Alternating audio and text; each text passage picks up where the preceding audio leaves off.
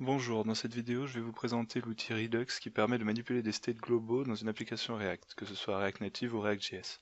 Pour bien comprendre cette vidéo, il est conseillé d'avoir des bases en React Native ou React.js, car nous ne reprendrons pas les bases ici. Très bien, donc je vais maintenant vous expliquer pourquoi utiliser Redux et comment il fonctionne. Donc, comme on peut le voir dans ce schéma, quand on change un state dans une application en React ou en JS en général, on va par défaut utiliser un système de rebond, c'est-à-dire qu'on va transmettre le changement à tous les enfants, à tous les composants, en transmettant à un premier composant qui va lui-même le spread à d'autres composants, etc., jusqu'à ce que tous les composants soient informés du changement. Ce qui n'est pas très pratique car on est dépendant de la bonne exécution et du bon transfert de tous les states, et dans certains cas, il peut y avoir des changements auxquels on n'aurait pas pensé, et donc c'est pour ça qu'on va utiliser Redux, qui en fait est un espèce de, il faut imaginer comme un sac qui est en dehors de l'application, ou à côté de tous les composants, et qui va lui gérer les states quand on lui demande de le changer, ou par exemple de le restituer à un composant. Donc ça permet d'être sûr de la valeur qu'on utilise à tout moment de l'exécution de l'application, et ça permet donc d'être serein dans son utilisation.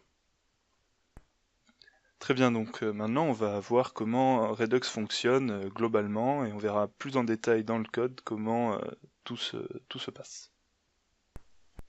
Donc Redux se découpe en plusieurs parties. Donc d'abord il y a le store qui est notre sac à state qui va donc contenir les states et leurs valeurs. Les views, donc ce qu'ils appellent view ici sur le schéma, ce sera nos composants React qui vont eux donc faire des requêtes, des sortes de requêtes au store pour récupérer les états et leurs valeurs. Ensuite, en fonction des interactions avec l'utilisateur et l'évolution de l'application, donc des actions vont permettre de transmettre au store, par le biais des réduceurs, les nouvelles valeurs des différents states donc, qui doivent être modifiées sur le store pour pouvoir les récupérer plus tard et les réutiliser. Je reviendrai un peu plus tard dans la présentation sur chacun de ces aspects plus en détail. Très bien, donc nous allons passer à la mise en pratique et à l'utilisation de Redux à travers une application React. Donc il vous faudra installer npm, installer create react app, créer donc votre application. Ensuite, dans l'application, il vous faudra installer certains paquets que je détaille en description, et nous nous retrouverons donc une fois tout cela fait. Très bien, donc maintenant que tous les paquets de Redux et liés à Redux sont installés, on va pouvoir commencer à coder nos réduceurs et nos actions. Donc on va d'abord se déplacer, aller dans le fichier donc, que je vous ai fait créer, donc réduceur. On va créer un fichier myreducer.js qui va donc en fait récupérer les actions, donc qui sont comme des espèces de payload, donc de sacs d'informations que les composants vont envoyer à notre store pour que les réduceurs lui gèrent tout ce qu'il fait, tout ce qu'il veut, change les states, etc. Et ensuite les store dans le store. On va donc commencer par définir nos types d'actions qui vont donc permettre d'identifier quelle action est effectuée par nos composants. Donc on va avoir update et delete qui vont donc nous permettre de modifier et de supprimer un message à la volée associé à un utilisateur. Ce sera donc notre exemple ici. Ensuite, donc on va définir notre initial state qui va nous permettre d'avoir une valeur par défaut pour notre state qui est enregistré. Donc il va avoir un user unknown et un message donc vide pour l'exemple. Ensuite on va export default notre réduceur pour pouvoir l'utiliser dans d'autres fichiers. Donc il va prendre son state qui va être égal à initial state et un objet action qui va donc nous permettre de connaître le nouveau type du state et d'autres informations, donc par exemple le type de l'action qu'on va regarder ici dans notre switch pour identifier quelle action va être effectuée. Donc si on effectue une action de type update, on va return notre ancien state en modifiant tout de même le message et le user en accédant donc directement à l'objet action. Et aux différents champs qu'il compose. Donc ici action.message et aussi pour l'user, donc action.user. Pour le case delete, donc l'action delete, on va simplement refaire la même chose que précédemment, sauf que notre message cette fois sera vide.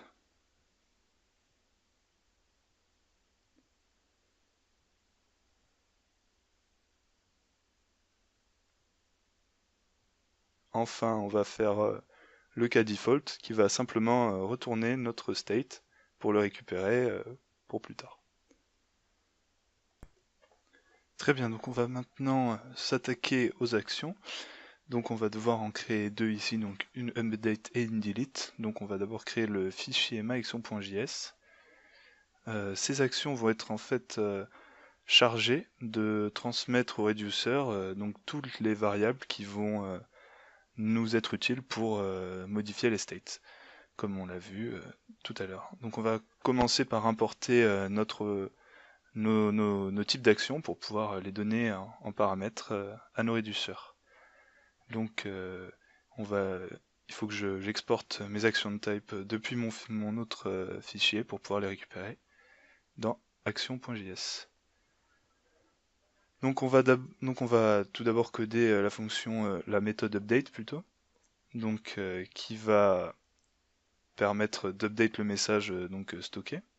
Hop là, voilà. Elle va recevoir en paramètre un user, un message et la méthode dispatch. Donc la méthode dispatch, elle va permettre de faire appel au réduceur et directement d'envoyer toutes les informations dont le réduceur a besoin. Donc elle est donnée en argument parce que souvent c'est plus simple de donner cette capacité directement aux composants et donc de transmettre cette méthode aux actions par le biais des composants, donc comme on verra tout à l'heure. Donc nos actions type on le définit à l'intérieur de notre objet, donc qu'on va envoyer à travers dispatch. Donc notre action type, notre message, qui donc va être égal au message reçu par la fonction, et à l'user, donc et user qui sera égal à user, comme on peut le deviner. Donc je vais ensuite coder la fonction delete qui est très similaire, sauf que on ne reçoit pas de message.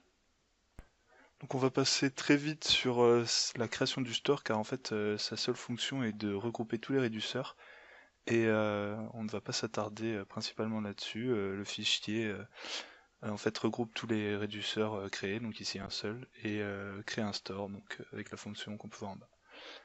Pour pouvoir accéder au store depuis les components, il faut que ces derniers soient encadrés par des balises provider. Donc moi dans mon exemple je vais encadrer mon application entière, donc au root, dans mon fichier app.js, pour permettre à tous mes composants d'y accéder. Donc j'ai préparé un petit composant ultra basique qui va nous permettre de mettre en pratique Redux, donc la récupération et la mise à jour des states. Donc pour ce faire, on va modifier notre export default avec un connect qui va nous permettre de récupérer dans les props le state de nos réduceurs.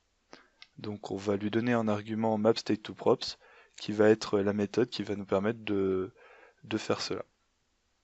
Donc en fait on va la coder ici en const en dessous de notre composant.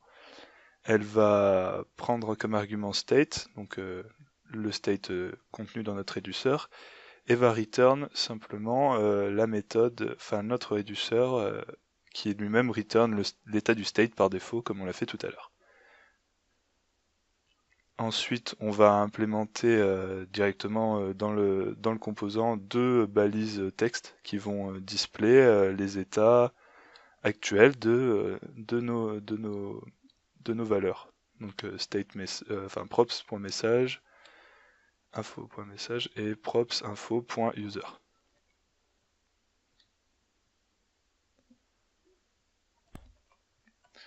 Petite erreur de ma part, j'ai oublié de définir les types. Ils doivent être définis en fait avec une string.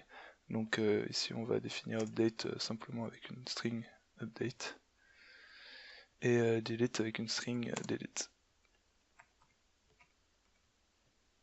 Si maintenant on ajoute notre composant myComponent à notre application à l'intérieur des providers, qu'on importe correctement. On devrait donc récupérer et afficher nos states, donc notre user et notre message par défaut. On va vérifier en regardant voilà, notre page, notre site, et on constate qu'il y a bien un affiché unknown et le message, bon, n'est pas display puisqu'il n'y a pas de message. Très bien, donc pour finir, on va simplement implémenter un bouton qui va nous permettre de changer le state sur le store. Donc pour ce faire, on va utiliser la méthode update et utiliser le props onClick de button avec une fonction fléchée. Donc on crée la fonction fléchée, on appelle donc update qui est importé et on envoie donc en premier argument notre message et en deuxième argument notre user.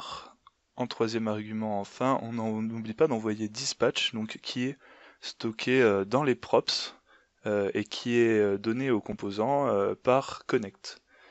Donc maintenant, si on va vérifier sur notre page, on peut voir qu'un nouveau bouton. Ah oui, on va aller lui donner un peu de consistance. On va mettre au moins un mot au milieu. Donc un bouton donc post est apparu et quand on clique dessus, on a bien notre user et notre message qui sont update.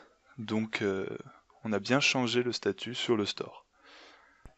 Voilà qui conclut donc cette vidéo d'une démonstration de l'utilisation de Redux. J'espère qu'elle vous aura plu et n'hésitez pas à aller voir les ressources en description si vous voulez essayer vous-même. Je vous remercie de votre visionnage et à bientôt.